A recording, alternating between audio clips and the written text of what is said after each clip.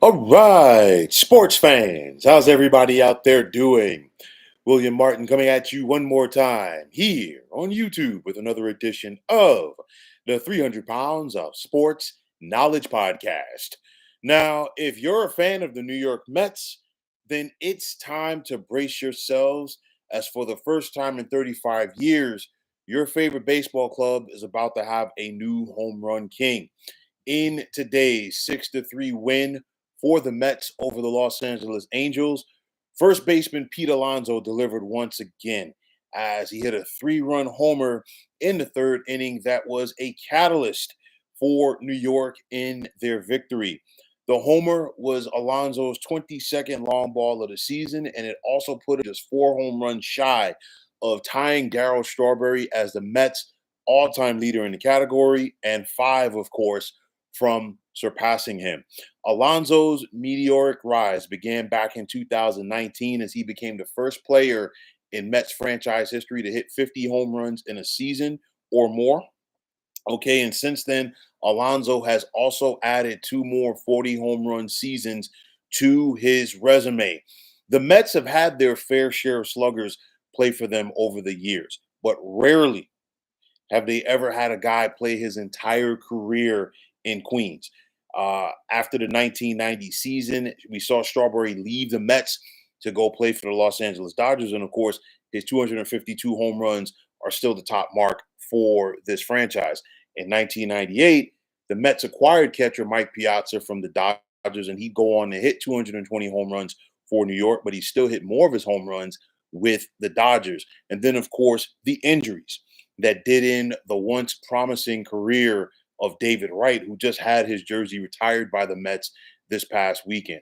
And then, of course, there's Pete Alonso, who, like Strawberry and Wright, made his way up through the Mets farm system and is now a rock star for the club. In last week's All-Star game, Alonso joined Lee Mazzilli and David Wright as the only players in Mets franchise history to hit a home run in the Midsummer Classic as he helped the National League win. And now the two biggest questions for Alonso are: when and where can we expect him to surpass Strawberry? And then on top of that, when he does get to that point, how much will he be able to add to his record? So the reason why I bring up these questions, you look at the current with where the Mets are and where Alonso is. The Mets, after their win today, they're gearing up for a 6-game West Coast trip. First in San Francisco with the Giants, they got 3 there, and then 3 more in San Diego with the Padres. And neither Oracle Park in San Francisco or Petco Park in San Diego are known as launching pads. So you have to wonder, will Alonso get into a groove there? Or will it be a situation where Alonso will surpass Strawberry possibly when the Mets return to Queens at the beginning of August, first for 3 more with the Giants, and then 3 against the Cleveland Guardians? And of course, if the answer is yes, as far as Pete Alonso being on the cusp of breaking or tying that record when the Mets return home, it would be music to the ears of the Mets organization as well as their fan base. And of course, if you're a team owner, Steve Cohen, he could already hear the cash registers ringing because the Mets have not had a problem bringing in fans this year. Okay, now you're giving them something else potentially to cheer about as far as greeting a new franchise leader in the home run category. And of course, it's not just another guy, it's one of their own. Guy who was drafted by the Mets, came up through their system, you name it. Okay. And of course, I also asked the other question as far as how much will Alonso be adding to that record? Because, and the reason why I bring this up is for the second consecutive year, he's expected to be a free agent this winter. Now, we saw contentious negotiations last winter with the Mets and Alonso that spilled into the start of spring training before he signed. But what is the likelihood of that to happen again? Yes, Alonso is going to be a year older, but if you are the Mets, what options do you have? Okay. Many first basemen that were available last winter, they're off the market. They got their deals done. And I know that some of that was a holdup as far as the Mets and Alonso coming to a deal because he wanted more years, more money, and the Mets were looking at open market value. But since that time, we also saw Vlad Guerrero Jr. get his extension at the start of this season from the Toronto Blue Jays. And honestly, with Vladdy off of the market, if you're the Mets, what other options do you have at first base than one Pete Alonso? Now, I've said this before and I will say it again. Steve Cohen is a businessman, okay? And he understands the entertainment and business value of sports. And with that said, Alonso is a guy who can put meat in the seats at City Field because people want to come see him play. Not only that, we're talking about a homegrown guy who is also a fan favorite. And with all of that said, can the Mets afford to part with that? Absolutely not. And then my other big thing is this. If you're the Mets and you allow Pete Alonso to leave, do you have another viable option for him at first base? And the answer is no, because sometimes across sports, teams make that mistake and say, "Hey, where they're willing to let a guy walk, okay, do you have his replacement?" And the Mets clearly don't have that guy. And then you have to ask yourselves, if the Mets were to allow Alonso to leave, are they a better team without him? I say no. So at the end of the day, I truly do think that the Mets and Alonso will come to a long-term resolution next this coming winter. Clearly, we've still got a little bit less than half of a baseball season to play, and if you're the Mets, you're in the middle of a postseason push. And of course, Alonso had some big hits for the Mets in the postseason last year, and I expect him to be an integral part of the Mets second half if they want to get back to the postseason and if they want to do some damage there once again. But nonetheless, I think this time around, they've got to go out there and get it done.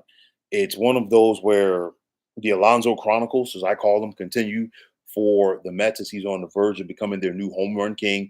And just like it was with Darryl Strawberry, the Mets cannot afford to have Pete Alonso leave town. You think about it, when Darryl Strawberry left the Mets in 1990, he was never the same. I know he was able to have that turnaround with the Yankees in the mid to late 90s, okay, and be a part of a couple of World Series championship teams. But Strawberry was never the same player, and the Mets were not the same team. That version of the Mets were not the same team. And it took the Mets some time before they were able to get back on track. And like I said before, allowing a guy to test free agency is one thing, but not having a viable replacement for a player is something else. The Mets don't have that viable option behind Pete Alonso if he were to skip town. So I think it's in their best interest to get it done. I think it's a scenario where Pete Alonso wants to be here or be in New York, and it's one of those things where we saw how the market worked out for him last year. There wasn't a lot of fury, if you will, as far as teams going out there for Alonso. It's one of those where sometimes you have a guy who fits an organization and the organization fits him. And if it's such a thing as a baseball marriage in heaven, in my opinion, it would be the Mets and Pete Alonso. So maybe, just maybe, if you're the Mets, you get this thing done during the offseason. I don't see them getting it done during the season. Of course, Pete Alonso, represented by Scott Boras, few and far between do the Scott Boras allow his clients to negotiate with the team during the season. But nonetheless, let's see if Pete Alonso can have himself a big second half to help the Mets for their case, making a postseason push, and of course making his case to get himself a big contract. But nonetheless, the Mets are on the verge for the first time in a long time of welcoming a new home run king. But folks, that is going to wrap it up. And as always, I want to take this time out to thank each and every one of you for checking out the 300 Pounds of Sports Knowledge podcast here on YouTube. And as always, if you like what you heard and saw on this podcast, you know what to do.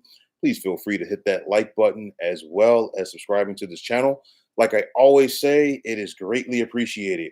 Also, if you are on the X, formerly known as Twitter, please feel free to follow me at 300 Pounds of Sports. And like I always say, if you follow me, it will be my pleasure to follow you right back. There's also the sports discussion group on Facebook at the Sports Depot 365. You can check it out. Drop a line to be a part of one of the better sports debating sites going on social media. And also, like it is for Twitter, you can check me out on Instagram at 300 pounds of sports knowledge. Give me that follow. I will give you the follow back in return. But until next time, fine folks, my name is William Martin. I am signing off, and I'm saying thanks once again for tuning into the 300 Pounds of Sports Knowledge podcast here on YouTube. Be well, everybody.